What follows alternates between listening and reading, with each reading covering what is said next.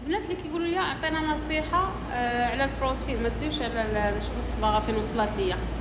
البروتين اختي، البروتين ديال الشعر، البروتين ديال الشعر خاصك غير تعرفي عند من غديريه اول حاجه، وتكون الماده زوينه، يعني الماده تكون زوينه للشعر وفيها المعالج وفيها الحمايه، اللي هي كتشرب 2 ريال وكتصايب 2 ريال.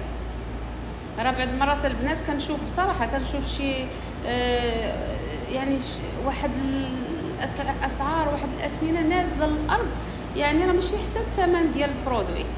راه كاين برودوي اللي ما شاء الله اللي تيكون زوينه، البنات ما شاء الله ما تخافوش منه، واللي صايب لكم حتى هي تكون الخدمه ديالها، وتكون يعني ماشي اي وحده غير اللي هزت السيراميك اللي هو البلاك وهزات هذا تقول انا كنصايب البروتين. لا اختي، راه حتى هو عنده التكنيك ديالو، عنده الخدمه ديالو، اللي كتعرف تصايبو تصايبو، اللي ما كتعرفش تصايبو اختي تعطيه باتساع. هادشي اللي كاين البنات. صايبيها اختي، الا كانت شي وحده ثقه ديريها اختي، علاش لا؟